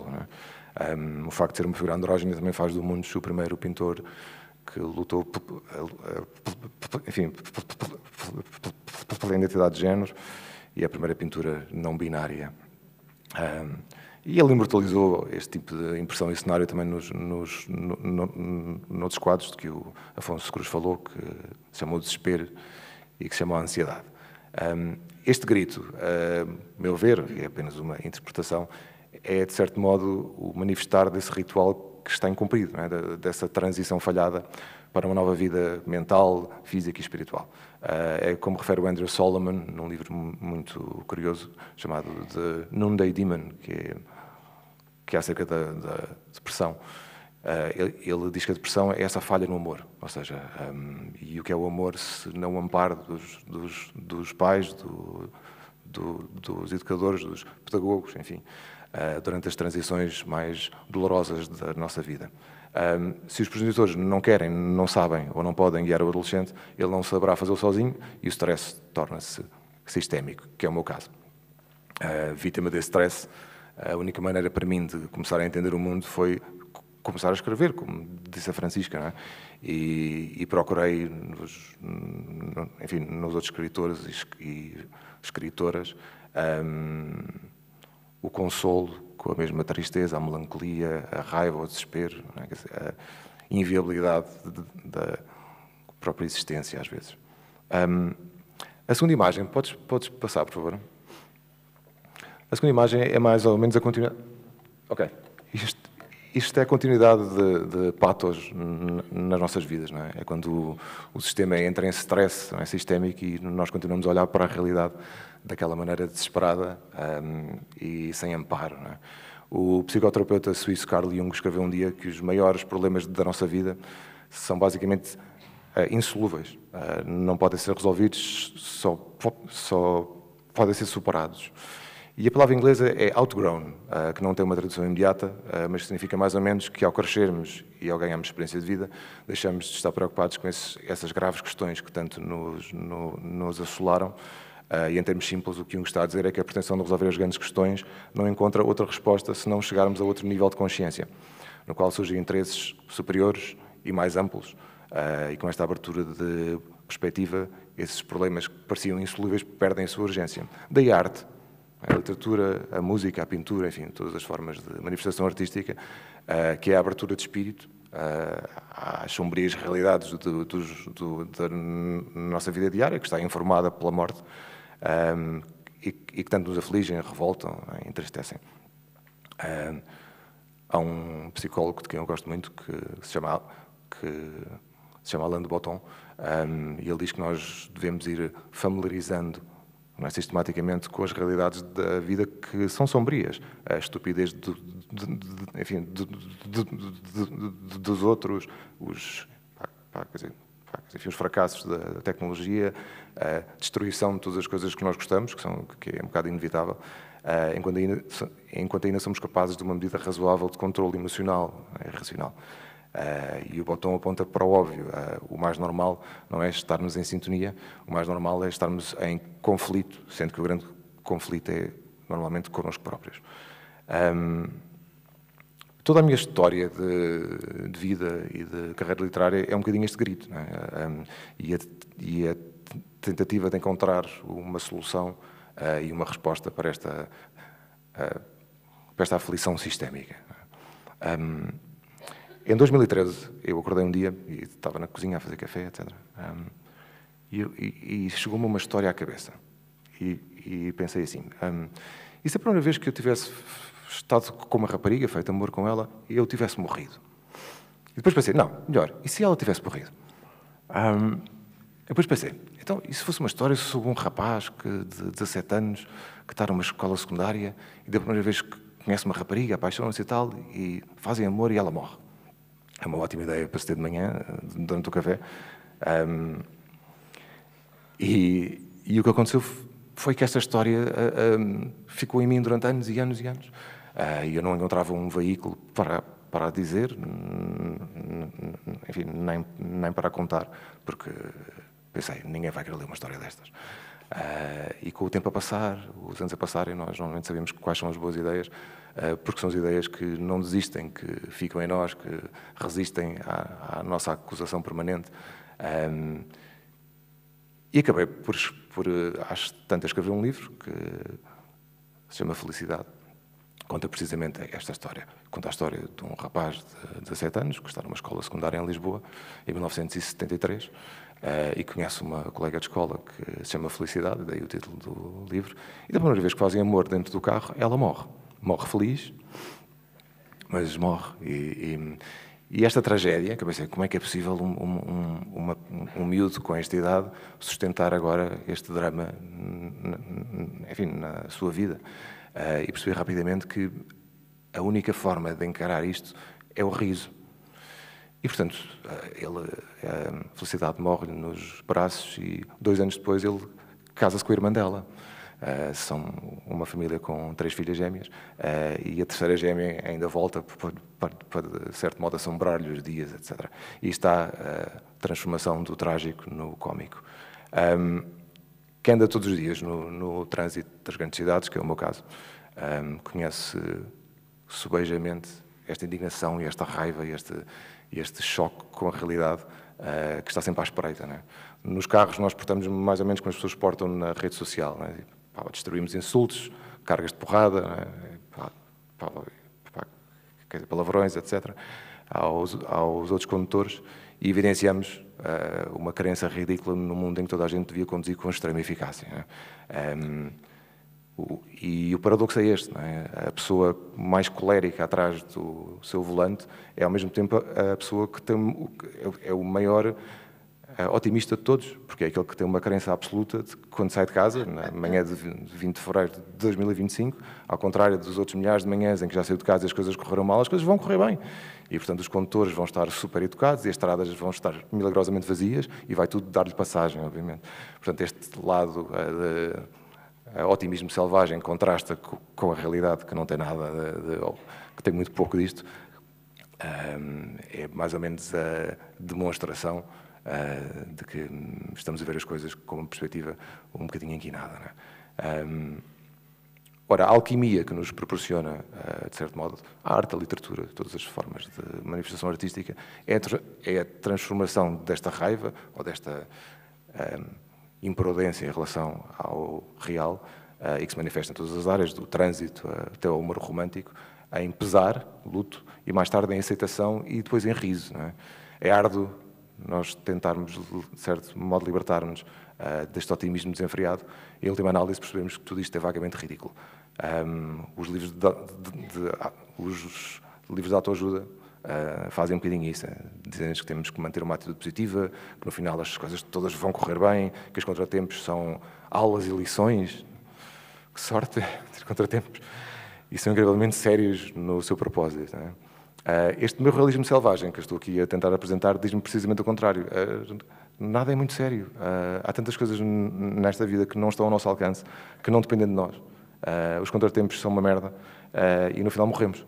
E, portanto, a atitude forçadamente positiva acaba por contaminar tudo. Não é? E na vida há uma grande dose de coisas que são inaceitáveis e que são injustas e que são indignas. E a melhor maneira de lidar com isso é, de facto, o riso. Eu queria passar então para a última imagem. Foi a minha desconstrução do Mundos. Não sei se vocês gostam. Acho que devia estar no Museu do Prado para a semana. E trocar a raiva pela tristeza, e trocar a raiva pela alegria e trocar a tristeza pelo riso. O riso é indestrutível, ao contrário das outras espécies de manifestações quase físicas humanas. Não é? Vou só acabar com esta pequena história. Eu tenho um amigo pintor que foi um pessimista a vida toda. É um homem gay, ou seja, desculpem, é uma pessoa que se identifica como um homem que gosta de outras pessoas que também se identificam como homens. Okay. E esteve deprimido a grande parte da sua vida. Viveu 47 anos em Londres e contou-me que um dia foi uma gala de caridade na qual estava presente a princesa Margarida e toda a gente usava estolas de pele e joias e foi fabuloso. E ele disse-me, já quase com lágrimas nos olhos, que nesse momento apeteceu-lhe devolver esse instante a Deus. Não é? E que apesar de ter vivido a sua juventude numa tempestade confusa, portanto sistémica também, submetida aos preconceitos e à aversão dos outros por ser um homossexual, e depois a SIDA, e depois ter perdido grande parte dos seus amigos e da sua família, nesse momento sentiu-se, de certo modo, facto, reconciliado com a sua existência. E, de repente já não lhe precisa gritar. Preciso sim rir e devolver esse momento a Deus. Portanto, finalmente, aos 72 anos, foi capaz de transitar para essa vida plena, que eu acho que é possível para todos, incluindo os escritores, que são talvez os mais afetados por esta tempestade que vos tentei falar. Muito obrigado. Muito obrigada, João. Caramba. Muito obrigada. E no meio desta alquimia toda, vamos já em contrarrelógio para outro nível de felicidade, diretamente de Moçambique para o mundo inteiro, passando por todos os tipos de música que lhe apeteceram, por todos os tipos de criatividade que lhe apeteceram. A Amélia Mujo tem chegado até nós com imensa entrega, com imensa distribuição. É um caleidoscópio permanente de sons e de imagens e de letras que eventualmente nos confrontam com, se é que isso pode existir, excessos de liberdade, angústias de liberdade ou a liberdade de poder dizer tudo e fazer tudo como lhe apetece. Ou talvez não. Amélia. Bom dia a todos. Bom dia especial aqui aos meus companheiros, à Margarida, em primeiro lugar, que realmente transformou o grito neste outra forma de gritar sorridente e acolhedora, aos meus companheiros, a quem caiu a todos o grito ao colo. De facto, eu não quero mesmo ter nada a ver com o grito, porque esta manhã acordei estranhamente afónica. E o conseguir falar já é qualquer coisa para mim de extraordinário, que eu não sei se dei de atribuir às benesses do grito ou do silêncio. Não sei. Mas o que é certo é que uma das primeiras coisas que pensei quando este convite muito querido surgiu foi: eu não sei o que é que vou fazer com isto, porque eu não sou cantora de heavy metal. Ninguém está à espera também que eu vá usar esse recurso, e mesmo que inesperadamente eu o quisesse usar, hoje, como estão a ver, não era possível. E então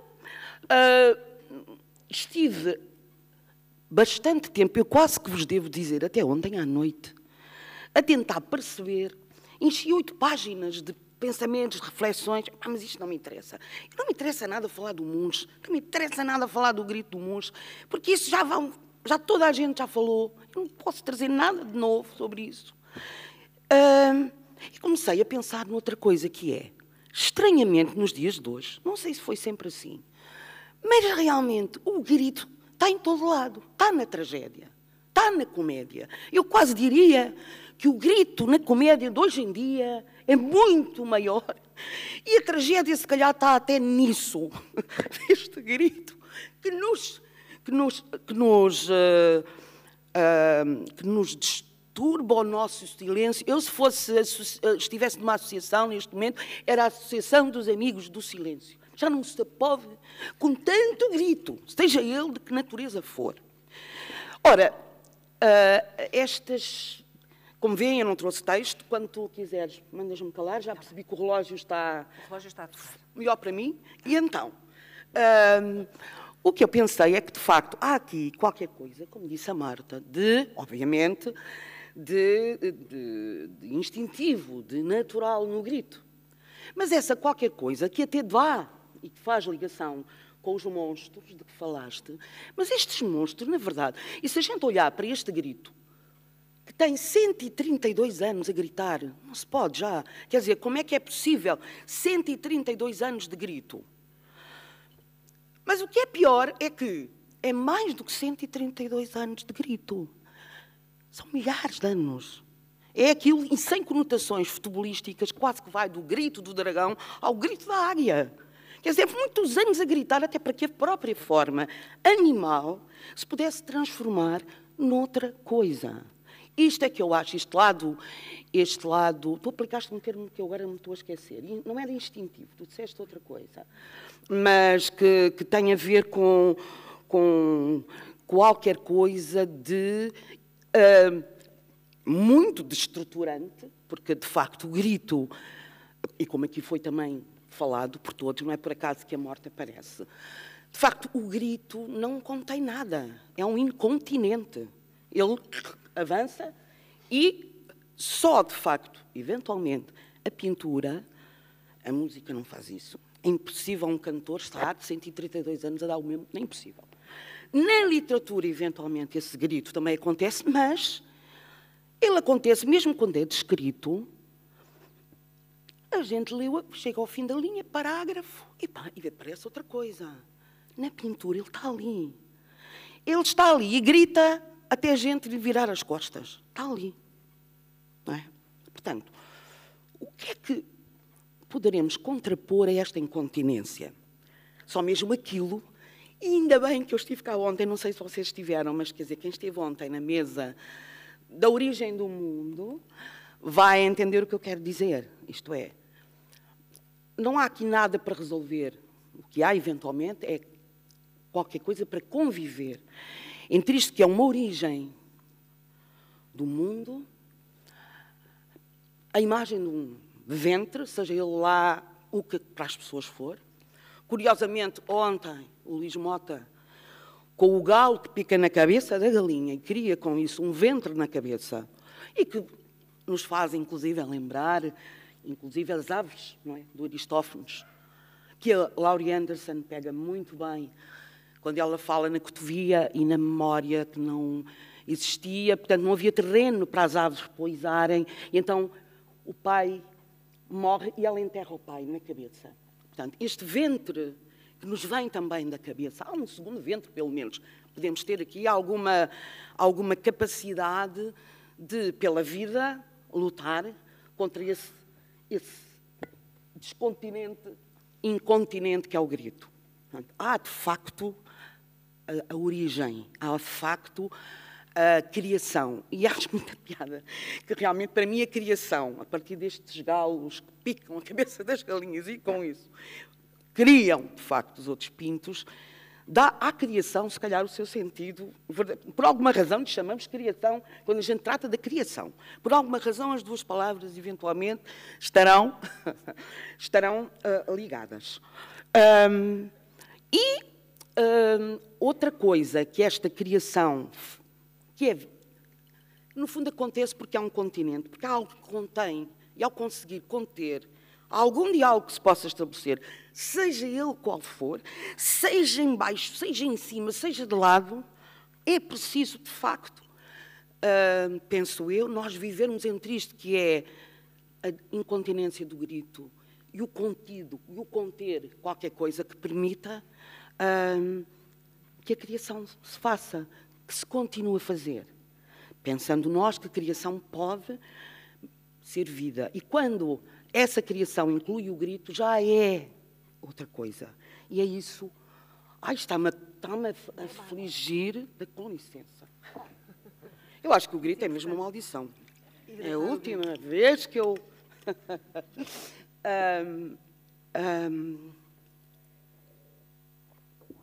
O grito dentro deste ventre da criação foi falado por muitos poetas. Eu só queria trazer... há aqui uma coisa muito bonita e que se calhar vai ter um outro terceiro ventre. Não sei. Eu ando agora à descoberta dos ventres. Sinceramente, acho que um só não chega. Embora possam estar todos interligados, e eu acredito que sim. Mas há uma expressão, e aqui eu pego nesta expressão para falar numa outra coisa de interação com o grito, que é uma expressão grega, que é o vuvoklama, que quer dizer o grito do mudo. E eu acho que esta pintura, pensando eu nisto, já não sei se vejo ali o grito do Munch, se o grito da pintura. Isto é, de como é que ela nos grita poderosamente em silêncio. Eu acho que isto é que é também o desafio da arte. É, de algum modo, encontrar este grito do mudo, este vuvoklama, que nos permite chegar ao grito pelo lado da vida, mesmo que o grito represente a morte. E aí, mesmo quando a realidade invade, afoga o texto ou o poema, como é o caso do grito, por exemplo, do Herbert Helder, que nos leva para as prisões e para o grito de tortura nas prisões. Ai, eu estou a gostar desta voz. Nunca tive uma voz tão grave. Estou quase aqui.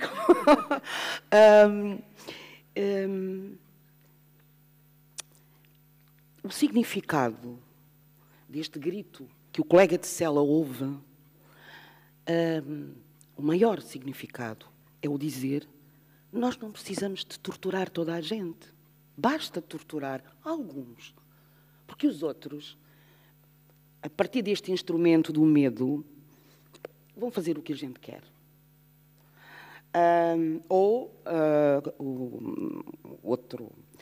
Outro grito de vida artística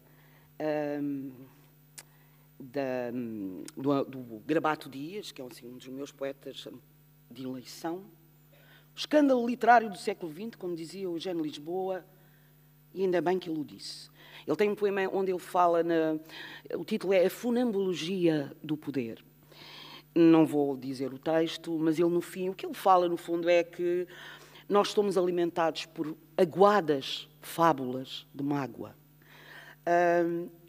que nos lubrificam o tubo, e nós, bebés, lá vamos digerindo bolos de bacalhau, a gosto tinto, coláteras comixentas e o estadulho, arte nova de um medo verdegaio sobre a espádua do grito nunca extinto.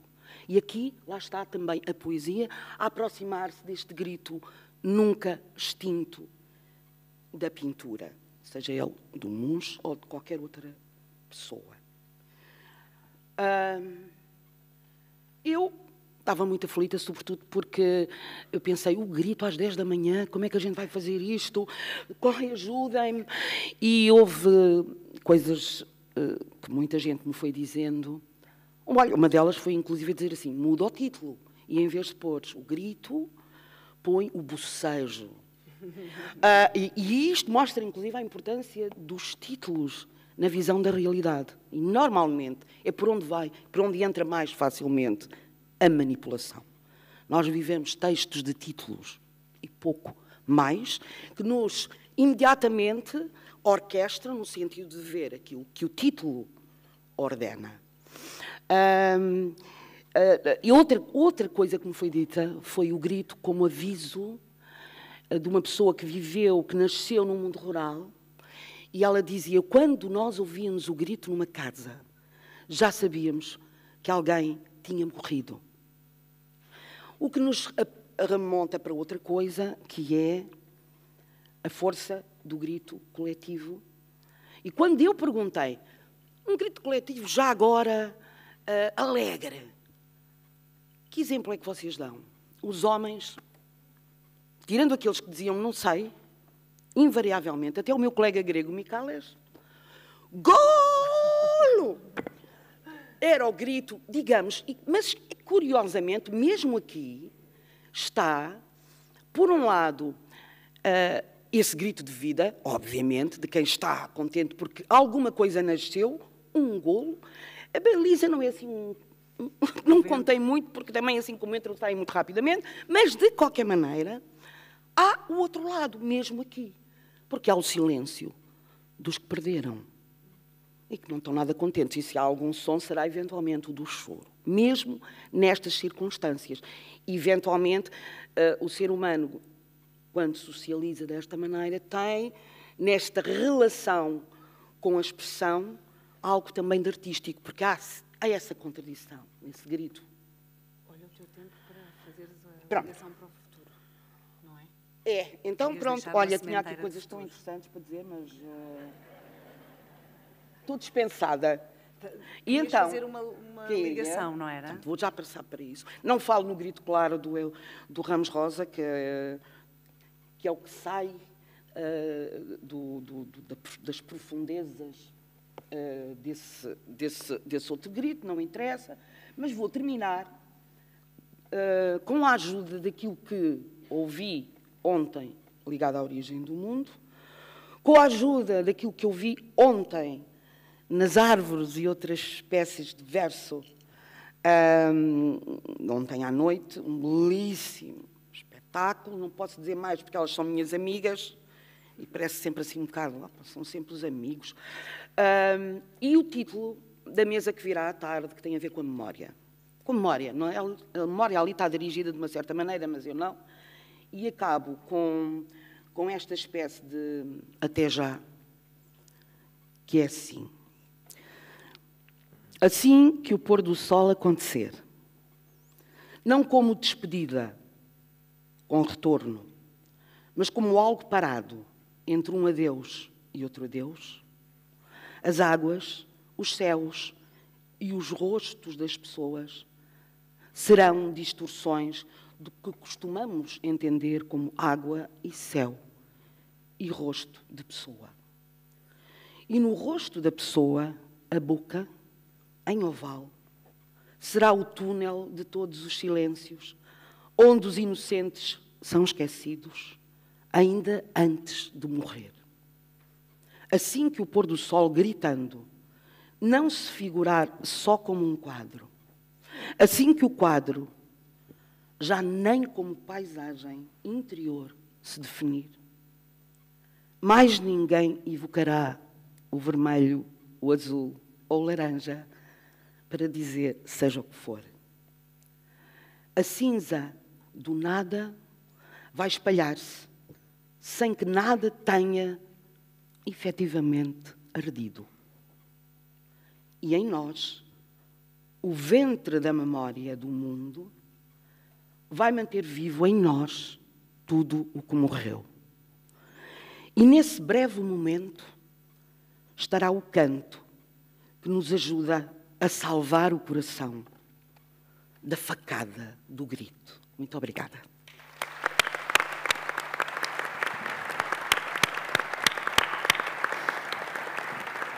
Muito obrigada, Amélia. Muito obrigada, Amélia Muge. Nós estamos na reta final, ao meio-dia, como sabem, há homenagem à Maria Teresa Horta, mas podemos ainda abrir a qualquer comentário, uma qualquer pergunta do público durante 5 minutinhos apenas. Mas se alguém quiser, estão ali 2 braços gritantes, 3 braços gritantes, então eu vou começar... Desculpem que eu não vos vejo bem, pela senhora de encarnado, com o lenço, aqui mesmo à minha frente. O João, pode ser a seguir. Tens tu o microfone? Está. Então o João vai avançando enquanto o microfone chega a si, já que estás aí, munido. Eu vou tentar ser muito rápido. Bom dia a todos. Desejar as boas-vindas à senhora moderadora e dizer-lhe que, como provavelmente anda à procura de uma carreira, devia pensar na rádio ou na televisão. Se tiver boas companhias, é possível que a coisa corra bem. Ora bem, este festival é ecuménico, porque já passou noutro ano pela música, este ano passa pela pintura. Desculpem, eu vou buscar a música outra vez e, portanto, a questão que vou lançar é para a sua Dona Amélia. Poderia ser para o Afonso Cruz, que também é um belíssimo músico, e eu tenho lá discos em casa que provam isso. Não sei se poderia ser para o João Tordo, porque o tenho visto com algumas guitarras, mas isso não augura nada de bom para o que vem a seguir. Em relação aos outros 3, desconheço dotes musicais, portanto, Sra. Dona Amélia, até por uma questão. Não, de Bragança? Não, por enquanto. Nós temos andado a perder mestres. E isso, no seu caso, isto é tão lindo a gente tratar-se por você em público, não é? No seu caso, isso aumenta a percentagem de responsabilidade. E a percentagem de responsabilidade de transmitir conhecimento. A partir do momento em que desaparece, como desapareceram nos últimos anos o José Mário Branco, o Fausto, por aí fora, e que os mestres passam ou ao silêncio ou a ser recordados em datas certas e por períodos mais ou menos definidos e caducos, a responsabilidade da Sra. Dona Amélia aumenta. Mas aquilo que eu queria saber é, relativamente ao momento em que começou, e não começou em absoluto, começou cá, em relação a um disco de 92, se não é chamado Música, as condições de transmissão de conhecimento, de divulgação da arte, e digo isto porque todos nós protestamos com a questão dos livros e de como o livro pode ser um animal em extinção, mas então se falarmos dos discos e dos CDs, está quieto, não é? Agora é tudo em plataformas. O que é que mudou? E se mudou para melhor a condição de alguém que, tendo múltiplos saberes, se mostra sobretudo pela música. Muito obrigado. Curiosamente, os mestres nunca nos imprisionam naquilo que é, aparentemente, a sua mestria. Isto é, os mestres fazem-nos entender, neste caso a música está ligada com tudo o resto. Isto é, eu tive a sorte de poder falar com todas as pessoas que são de facto mestres, e nós realmente falávamos sobre tudo e mais alguma coisa, concretamente em relação às disciplinas artísticas, elas estavam sempre presentes. A transferência, digamos, de umas coisas para as outras e daquilo que pode ser o silêncio do grito para a música, não é sem razão que muitos dos nossos temas que têm a ver com o grito começam com o silêncio. Temos o Zeca Afonso, as vozes embarcam num silêncio aflito, quanto mais se apartam, mais se ouve o seu grito. Ou da Amália, do silêncio, faça um grito. Digamos que, para acontecer qualquer coisa musicalmente falando, e isto descansa-me a minha responsabilidade, isto é, quanto mais nós entendermos, em termos até sociais, socioartísticos, o que quiserem, que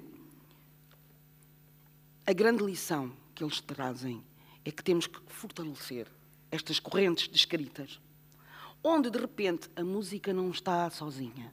A música está, de facto, em ligação com essas coisas todas.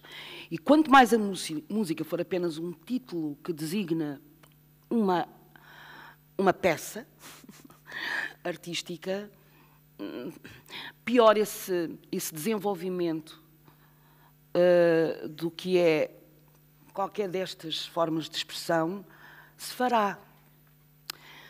Claro que nós vivemos numa contradição hoje que é, e que eu considero um bocadinho semelhante àquilo que, na altura, foi a passagem de uma Grécia, onde esta noção, não é, da relação do mundo total, e que poderíamos quase nessa totalidade chamá-la por um lado selvagem, no sentido em que há nas origens qualquer coisa de integrador, onde tudo, quer dizer, religião, artes, ciência, estava tudo interligado, para o outro lado, que é esse da descoberta, de facto, de que tudo está em relação. E quando passamos à civilização romana, o que acontece no início é, sobretudo, o ser humano fascinado com os novos brinquedos tecnológicos. Parece-me que é o que acontece, quer dizer, eu espero que o fascínio da tecnologia consiga, e as redes, nunca falámos tanto de redes, e nunca eu vi, efetivamente, a expressão dessas redes naquilo que são as obras. Claro que todos estamos muito compelidos a dizer, esta vem da música, esta vem da literatura, este é pintor. E isto que é este esforço, que é o que os mestres nos penso eu, que é a poderosa e principal lição desses mestres, que é o conseguir encontrar uma rede de interações que nos ajude a ir todos os dias habitar, de preferência num outro mundo e de preferência melhor. Isso te responsabiliza-me um bocadinho nesta ideia de que o meu desafio é o desafio de todos nós. De todos nós. Eu, quanto muito, gostaria de amanhã ser um bocadinho melhor do que o que sou. Mas não posso ir mais além disso, enquanto pessoa. Enquanto nós temos, de facto, esses anões, como dizia o outro, não é? Nos ombros dos gigantes. E ainda bem que também isso acontece. Acho que é uma imagem poderosíssima do que há a fazer. Obrigada, Amélia. Acelerando, só porque temos mais 2 perguntas aqui, pedia-lhe que avançasse. Sim, está ligada, estamos a ouvi-la. Ok. Muito bom dia, muito obrigada. Foi extremamente estimulante, sem chance de bocejar. E agradeço mesmo a oportunidade do evento e dessa corrente aqui criada, que com certeza gera outras correntes para sair daqui para fora. E a minha questão não vai diretamente ao João, mas sim se espalha. Mas foi colocado pelo João uma parte importante, o seu grito criativo, quando estava a cozinhar no café da manhã. Então, é um grito. A criação vem, e o gozo também é um grito. E o gozo é a morte, indo pela psicanálise. E a questão para a equipa toda que aí está é se colocam algum episódio especial, alguma narrativa em que esse grito da criação apareça sem ser no chuveiro ou na banheira, como dito pelo João, que foi num momento de inspiração, que num café da manhã. Eu queria, não sei se tem lembrança ou algum episódio para contarem sobre isso. O momento de chegada da inspiração. Uhum. Não é? Não sei se algum de vocês... Bom dia, obrigado. Não sei, eu tive vários momentos desses ao longo da minha vida de escritor, não é? Grande parte deles não servem para nada, são apenas lampejos assim da imaginação. Noutras vezes sim, não é? Mas acho que isto é uma coisa que se ensaia, não é propriamente da mesma maneira que alguns antigos, por exemplo, ensaiavam a morte, que foi um tema também aqui da mesa hoje, não é? Há uma história muito engraçada que acho que é o Séneca que conta nas cartas a Lucílio sobre um romano que se chamava Pacúvio, e o Pacúvio tinha muito medo da morte e portanto todos os dias para ele era uma angústia porque ele tinha medo de morrer, como todos temos a partir de certa altura, né? E ele, como tinha muito medo de morrer, pediu à família e aos servos, tinham servos nessa altura, que o transportassem para a cama todas as noites num caixão, cantando canções de despedida, canções fúnebres, para ele se ir habituando, acostumando à ideia de morrer. E depois, no dia seguinte, o Pacúvio aparecia para o pequeno almoço e devia ser um bocado estranho, mas o Pacúvio todas as noites ensaiava a sua morte, que é uma coisa... Depois o Séneca pergunta-se, mas porquê que uma pessoa há de fazer isto, né? E conclui, bom, é óbvio, porque só se morre uma vez e não temos uma segunda oportunidade para morrer melhor. Portanto, se ensaiarmos a coisa todos os dias, pode ser que corra bem, né?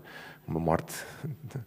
E com as ideias e com a imaginação é um bocadinho a mesma coisa, não é? Uma pessoa vai praticando e vai ensaiando e todos os dias há um lado meu, quando vou deitar, ou quando me levanto, ou assim, a meio da tarde, que eu deixo que a minha imaginação comece a trabalhar em coisas. E muitas vezes não preciso fazer nada, preciso só de estar ali um bocado atento. E, portanto, a imaginação, tal como a perspectiva da morte, é uma coisa que se pode ensaiar, não é? Que se uma pessoa... claro, não é recomendável fazer o que o Pacúvio fez, porque é capaz de traumatizar as crianças, mas mesmo assim é um ensaio, não é?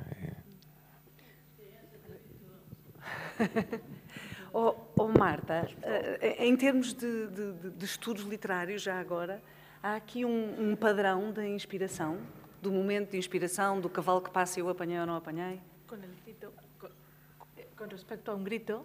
Não, com respeito à inspiração, que era a pergunta desta senhora era se há um momento mejor para te inspirar. Si hay un momento típico, clásico, sí, donde tu inspiración te viene y te hace sentir.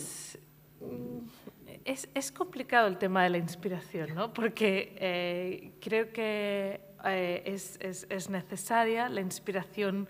Yo, en mi experiencia, te viene a lo largo de distintos momentos de la vida y no necesariamente esos son los más productivos o los que conducen a la escritura, ¿no?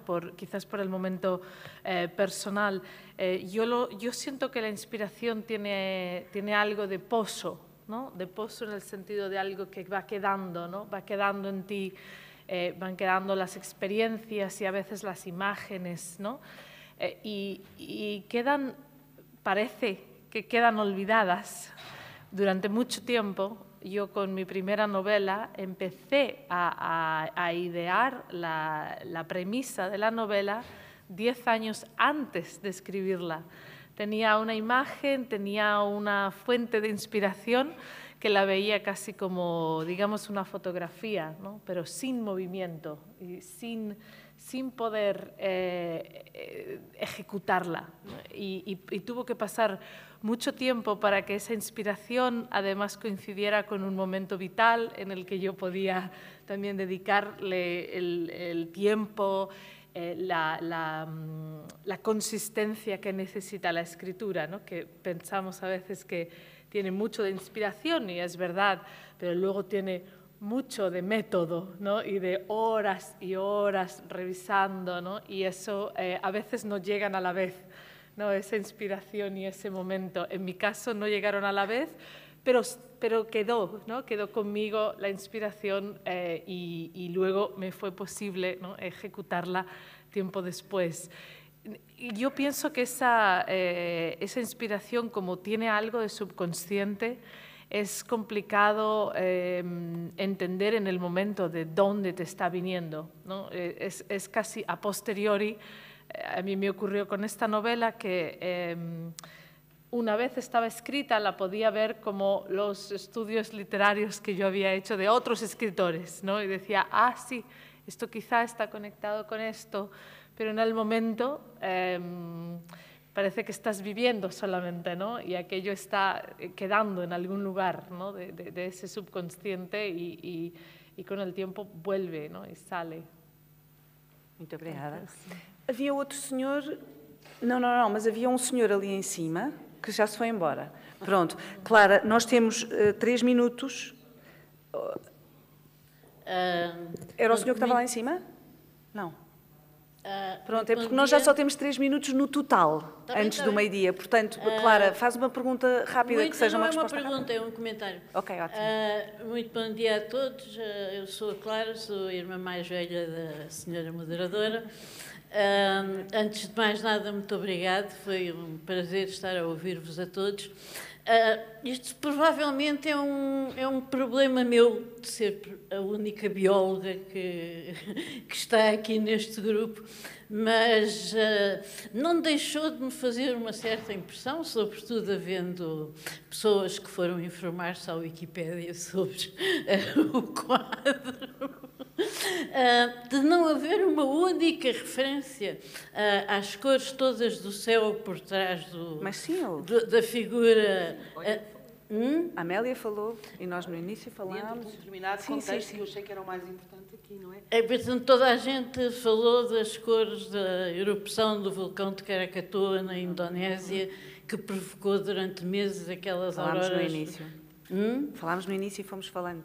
Sim, eu não ouvi ninguém falar.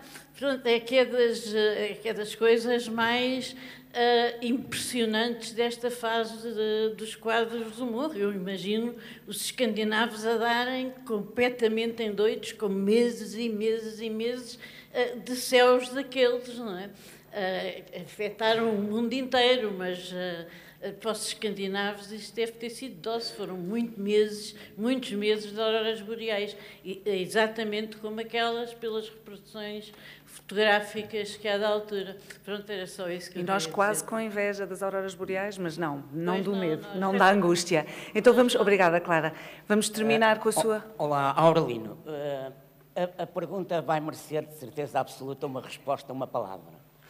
E foi uma das coisas que me inquietou, mas penso que a Amélia Mujo já respondeu. Aliás, eu fiz no meu interior esta pergunta antes de falar a Amélia Mujo. Ela já respondeu, penso eu, que é, independentemente do título da obra, óbvio que o autor na arte plástica deu-lhe o título de Grito. E eu queria, de um modo muito rápido, estou muito curioso, em que os diversos escritores se virem de imediato para trás e digam Que outro título podia ter esta obra? Que outro título? Só uma palavra. Não quero mais nada. Deformidade. Hã? Deformidade. Ok, ouvi. More. Inquietude. More. Afonso, queres... Eu diria Mona Lisa. Porque este Francisca. é o rosto que mais nos incomoda depois da Mona Lisa. E é a Mona Lisa do século XX, do século XIX e do século XX, e, portanto, é aquela que nos tem acompanhado, o rosto que nos tem acompanhado. Já deixou de ser um sorriso e passou a ser um grito, mas tem a mesma importância enquanto ícone artístico. O João e a Amélia querem... Vai tu, Amélia. Não têm de... Fim. Fim. Cirrose hepática? É o que se chama uma chave de ouro. Muito obrigada a todos e continuemos. Obrigada. Obrigada, Afonso, Amélia, João, Francisca, Alberto.